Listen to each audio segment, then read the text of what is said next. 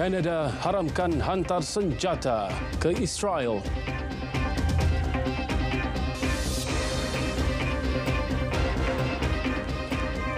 Assalamualaikum, anda bersama dengan saya Muhammad Akhtar Haji Hamzah dalam Dunia 10. Kanada akan mengharamkan semua penghantaran senjata ke Israel. Tindakan itu dibuat selepas penggubal undang-undang menyokong usul menghentikan penjualan senjata selepas perbahasan yang panjang pada Isnin. Usul asal adalah untuk menggantungkan penjualan senjata tetapi ia ditukar kepada larangan penghantaran. Turut dimasukkan dalam usul itu ialah klausa yang meminta sokongan kepada penubuhan negara Palestin.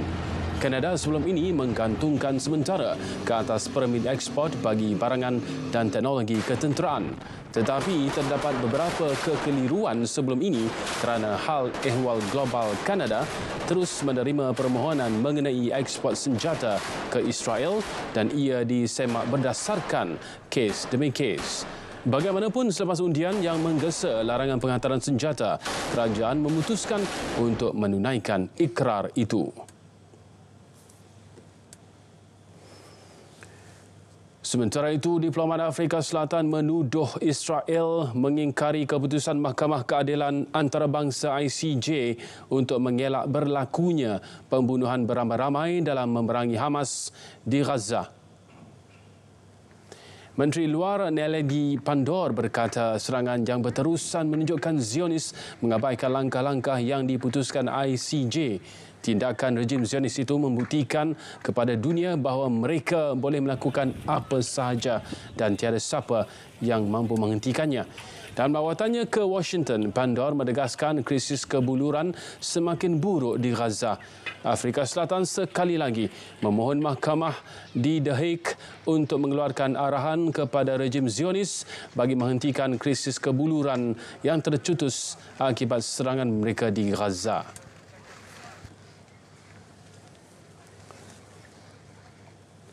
Perdana Menteri Benjamin Netanyahu menolak gesaan Presiden Joe Biden yang meminta agar tentera Zionis membatalkan rancangan menyerang Rafah iaitu lokasi terakhir lebih sejuta penduduk Gaza berlindung. Penasihat Keselamatan Negara White House Jake Sullivan menegaskan bahawa tindakan menyerang Rafah akan menjadi satu kesilapan besar. Washington turut menggesa agar peperangan di Gaza segera dihentikan dan dibenarkan bantuan dihantar kepada penduduk Palestin agar krisis kebuluran dapat dielakkan. Semalam, serangan udara rejim Zionis di Gaza mengorbankan 30 penduduk tempatan yang sedang menunggu truk makanan memasuki bandar Gaza.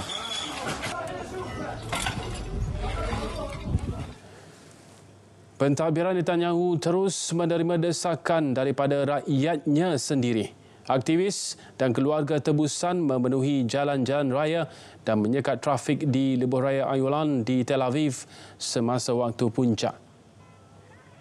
Mereka mendesak pembebasan segera tebusan yang diculik dalam serangan 7 Oktober lalu.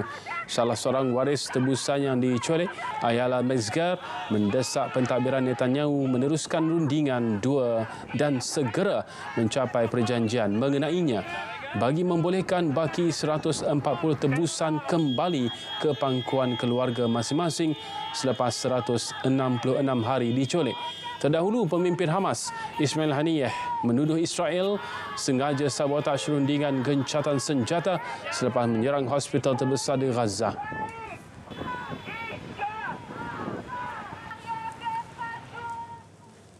Presiden Vietnam Vo Van Thuong mengumumkan meletak jawatan hari ini selepas setahun memegang jawatan itu. Menurut agensi berita Vietnam, Thuong melepaskan jawatan yang disandangnya selepas mengaku bersalah melanggar peraturan yang tidak dinyatakan. Peletakan jawatan itu dibuat ketika Vietnam melancarkan kempen anti-rasuah secara menyeluruh. Keputusan itu diambil atas dasar tanggungjawab kepada parti, negara dan rakyat. Jawatan kuasa Pusat Parti Komunis Vietnam menerima peletakan jawatan tersebut. Kejatuhan pemimpin berusia 53 tahun itu berlaku ketika Vietnam sedang berdepan dengan pergolakan politik besar-besaran.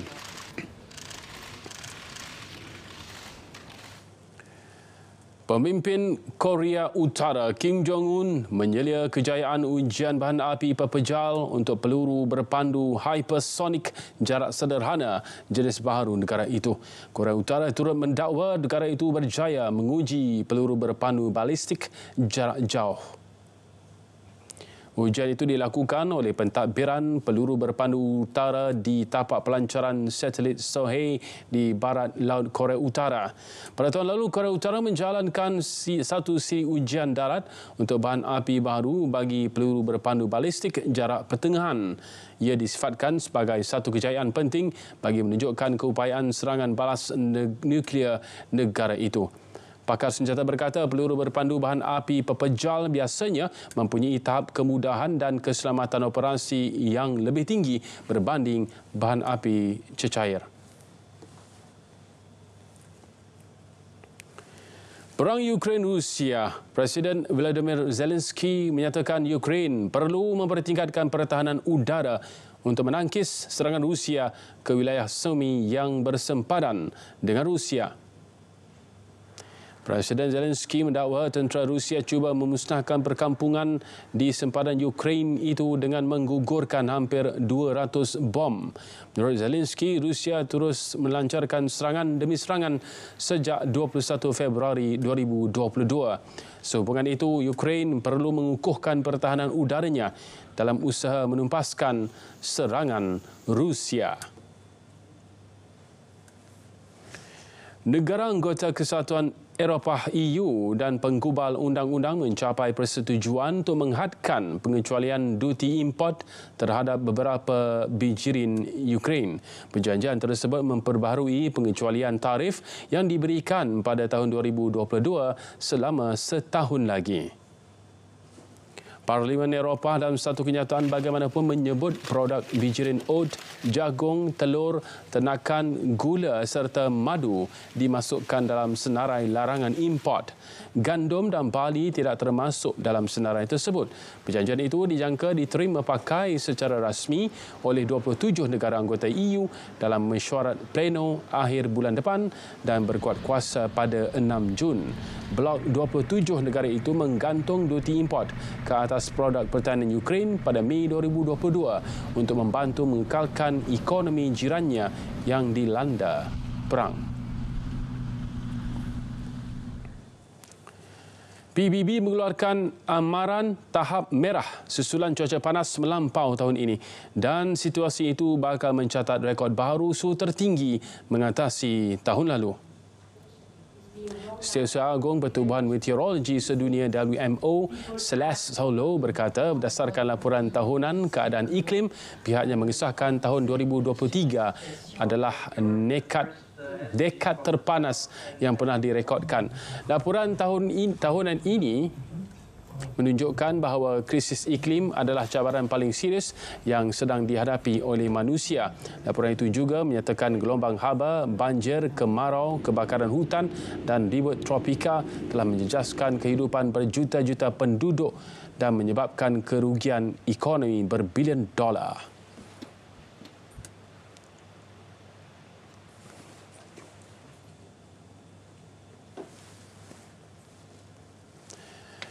Sepuluh lagi mayat berjaya dibawa keluar dari lombong arang batu yang runtuh di selatan Pakistan, menjadikan jumlah kematian meningkat kepada 12 orang.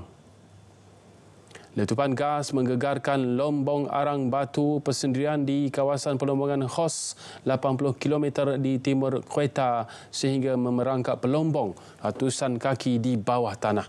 Ketua Pemeriksa Lombong Wilayah Balochistan Abdul Ghani Baloch berkata usaha menyelamat ditamatkan dengan penemuan kesemua 12 mayat pelombong berkenaan. 2 mayat ditemukan pada malam kejadian dan baki 10 lagi ditemukan pada awal pagi tadi. Perdana Menteri Shehbaz Sharif menerusi satu kenyataan mengucapkan takziah kepada keluarga mangsa. Pihak berkuasa di Malaga memperkenalkan anjing robot ketika melakukan ujian rondaan di pusat bandaraya Sepanyol. Kelibat anjing robot itu membuatkan penduduk tempatan teruja. Robot berwarna hijau dan hitam berkenaan dihasilkan oleh penyelidik dari Universiti Malaga untuk membantu polis mengesan kesalahan trafik seperti penggunaan skuter elektrik di kawasan larangan. Penyelidik projek Amudena Diaz berkata projek itu dihasilkan untuk membantu meringankan kerja polis. Pada masa ini anjing robot berkenaan dikawal secara jauh tetapi akan diintegrasikan dengan kecerdasan buatan AI untuk beroperasi secara automatik pada masa depan.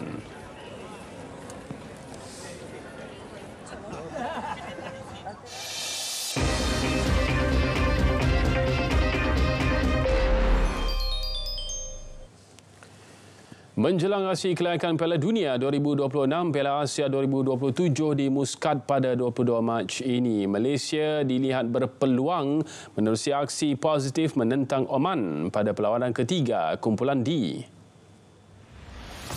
Kemenangan atau sekurang-kurangnya keputusan seri menentang Oman akan memastikan Malaysia kekal sebagai pendahulu kumpulan D dengan berbaki 3 perlawanan.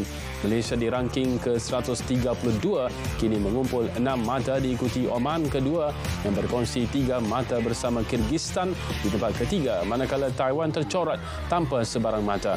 Justru 1 mata di Muscat sudah cukup untuk memastikan skuad Harimau Malaya kekal di landasan tepat untuk mencipta sejarah baharu.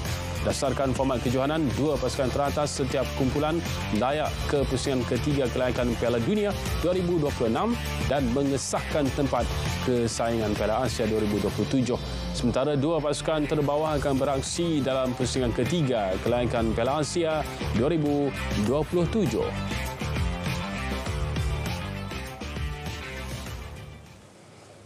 Persekutuan Bola Sepak Antarabangsa FIFA melancarkan slogan rasmi kejohanan bola sepak Piala Dunia FIFA 2030. Kejohanan tersebut dijadual berlangsung di Maghribi, Spanyol dan Portugal.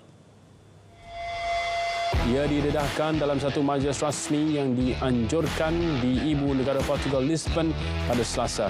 Slogan Piala Dunia FIFA 2030 menampilkan frasa Ya Vamos yang ditulis dalam kedua bahasa Arab dan Spanyol.